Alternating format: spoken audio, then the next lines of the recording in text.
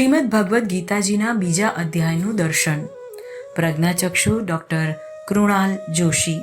શ્રીમદ ભગવદ્ ગીતાનો બીજો અધ્યાય એ સાંખ્ય યોગ છે. સાંખ્યનો અર્થ થાય છે જ્ઞાન. શ્રી કૃષ્ણ ભગવાન બીજા અધ્યાયથી જ બોલવાની શરૂઆત કરે છે. પહેલા અધ્યાયમાં ભગવાન કશું બોલતા નથી. બીજા અધ્યાયની અંદર શ્લોક સંખ્યા 72 છે. શરૂઆતમાં સંજય ધૃતરાષ્ટ્રને કહે છે કે કુરુક્ષેત્રની રણભૂમિ ઉપર જ્યારે અર્જુન નિષ્ક્રિય થઈ ગયો છે અને કહે છે કે હું યુદ્ધ નહીં કરું અને રથના પાછળના ભાગમાં બેસી ગયો છે, ત્યારે ભગવાને અર્જુનને સક્રિય કરવા માટે જ્ઞાનોપદેશનો પ્રારંભ કર્યો. અહીં રથના પાછળના ભાગમાં બેસવું એનો અર્થ એવો થઈ શકે કે પ્રાચીન કાળમાં જ્યારે યુદ્ધ થતા હતા ત્યારે યુદ્ધના પણ નિયમો હતા. કોઈ પણ વ્યક્તિ યુદ્ધ કરતાં કરતાં થાકી જાય અને એને નિવૃત્તિ લેવી હોય તો રથના પાછળના ભાગમાં જઈને બેસે તો કોઈ શત્રુ એના ઉપર વાર ન કરે. અર્જુનજી તો નિષ્ક્રિય જ થઈ ગયા હતા. ભગવાને અર્જુનજીને કહ્યું કે તારામાં આવી નિષ્ક્રિયતા આવી ક્યાંથી? આ નિષ્ક્રિયતાથી તો તારી અપકીર્તિ થશે. અર્થાત ભગવાન એમ કહેવા માંગે છે, આતતાઈઓને, અનર્થ કરનારાઓને મારવા જ જોઈએ.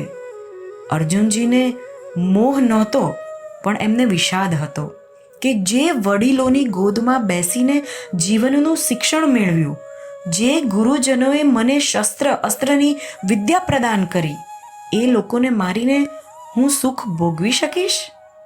એ વિષાદને ભગવાન શ્રી કૃષ્ણએ દૂર કર્યો. ભગવાને કહ્યું, હે અર્જુન, તું પંડિત જેવા વાક્યો બોલે છે, પણ પંડિતો જીવતાનો કે મરેલાનો શોક નથી કરતા.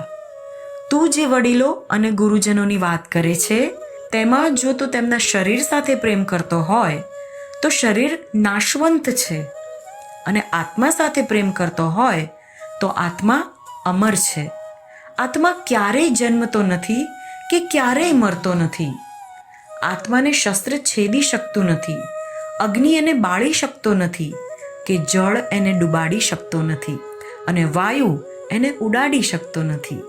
જેવી રીતે આપણે વસ્ત્ર પહેરીએ અને આપણું વસ્ત્ર મેલું થાય અને એ મેલા વસ્ત્રનો ત્યાગ કરી આપણે શુદ્ધ વસ્ત્ર પહેરીએ, એવી જ રીતે જ્યારે આ શરીર મેલું થાય ત્યારે મલિન શરીરનો ત્યાગ કરી નવું શરીર આત્મા ધારણ કરે છે. આત્માની અમરતા બતાવ્યા પછી સ્થિતપ્રજ્ઞ યોગીના લક્ષણ શ્રી કૃષ્ણ ભગવાને અર્જુનજીને વર્ણવ્યા છે, જે ગીતાજીના બીજા અધ્યાયમાં શ્લોક નંબર 55થી 72માં શ્લોક સુધી સ્થિતપ્રજ્ઞના લક્ષણો વર્ણવ્યા છે.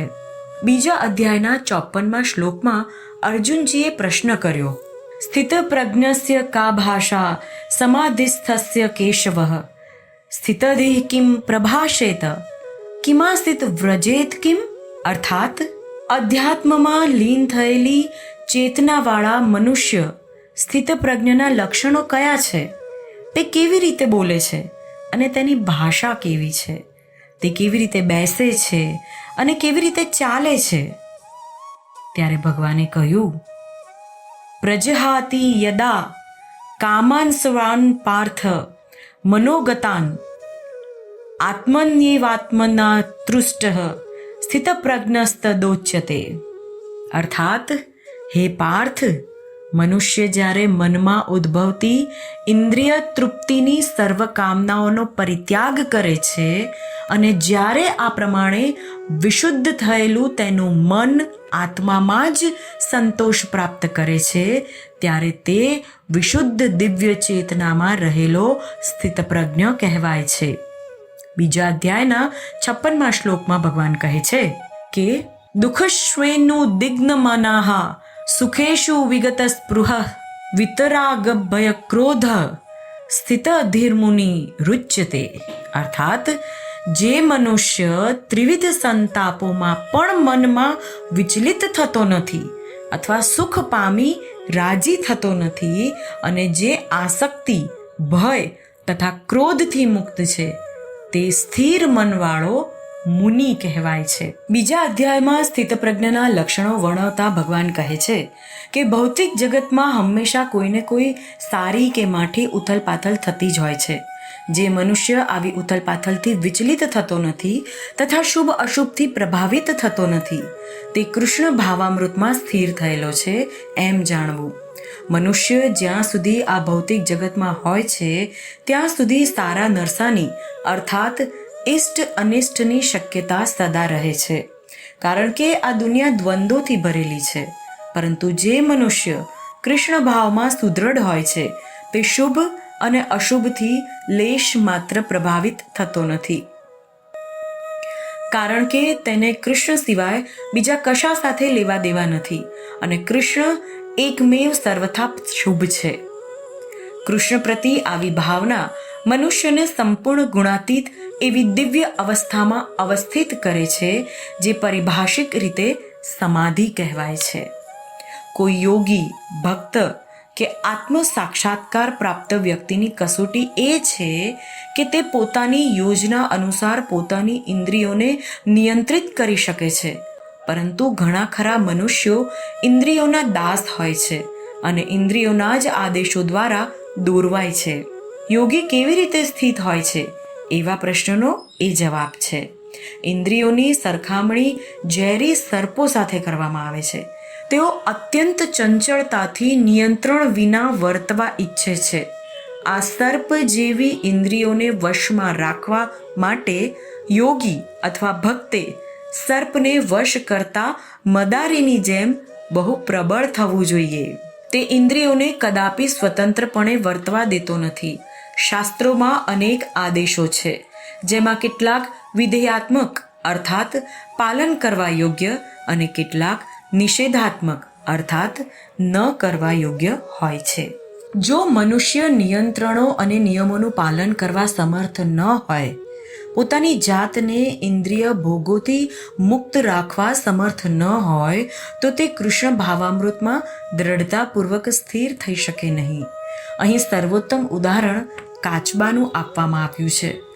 કાચબો ગમે તે વખતે પોતાના અંગોને સંકેલી શકે છે અને ફરીથી વિશિષ્ટ હેતુઓ માટે તેમને પ્રદર્શિત કરી શકે છે. તે જ પ્રમાણે કૃષ્ણ ભાવપરાયણ ભક્તની ઇન્દ્રિયોનો ઉપયોગ કેવળ વિશિષ્ટ હેતુ માટે ભગવાનની સેવામાં થાય છે, અન્યથા તેમને પાછી ખેંચી લેવામાં આવે છે. જ્યાં સુધી મનુષ્ય અધ્યાત્મમાં અવસ્થિત થતો નથી ત્યાં સુધી તેના માટે વિષય ભોગોમાંથી નિવૃત્ત થવું શક્ય નથી. યમ નિયમ દ્વારા ઇન્દ્રિય ભોગને નિયંત્રિત કરવાની પ્રક્રિયા કોઈ રોગીને અમુક પ્રકારના ખાદ્ય પદાર્થો ખાવાથી અટકાવવા જેવી છે. પરંતુ રોગીને એક તો આવા પ્રતિબંધો ગમતા નથી અને ભોજન પ્રત્યેની તેની રુચિ પણ સમાપ્ત થતી નથી. એવી જ રીતે અલ્પજ્ઞાની મનુષ્યો માટે ઇન્દ્રિય સંયમ કરવાની અષ્ટાંગ યોગ જેવી પદ્ધતિની ભલામણ કરવામાં આવી છે કે જેમાં યમ, નિયમ, આસન, પ્રાણાયામ, પ્રત્યાહાર, ધારણા, ધ્યાન વગેરેનો સમાવેશ થાય છે. પરંતુ જે મનુષ્ય કૃષ્ણ ભાવામૃતના માર્ગે પ્રગતિ સાધતા સાધતા પરમેશ્વર કૃષ્ણના સૌંદર્યનું રસાસ્વાદન કર્યું છે, તેને સત્વહીન, જડ, ભૌતિક પદાર્થોમાં કોઈ રુચિ રહેતી નથી. તેથી આધ્યાત્મિક જીવનમાં આવા સર્વ પ્રતિબંધો અલ્પજ્ઞાની નવોદિતો માટે જ હોય છે. કૃષ્ણ ભાવામૃતમાં રુચિ જાગૃત નથી થતી ત્યાં સુધી જ આવા પ્રતિબંધો હોય. તે રુચિકર અર્થાત કલ્યાણપ્રદ લાગે છે. પરંતુ મનુષ્ય જ્યારે વાસ્તવિક રીતે કૃષ્ણ ભાવપરાયણ થઈ જાય છે ત્યારે આવા વિષય ભોગના ક્ષુદ્ર પદાર્થો પ્રત્યે તેને આપોઆપ અરુચિ થઈ જાય છે.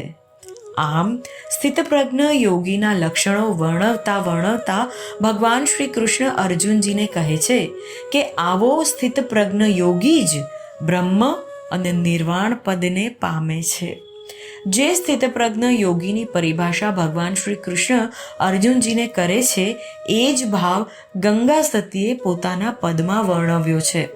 હરખને શોકની જેને આવે નહીં હેડકી, એને આઠે કોર આનંદ. આમ ગીતાજીનો બીજો અધ્યાય અતિ મહત્વનો છે.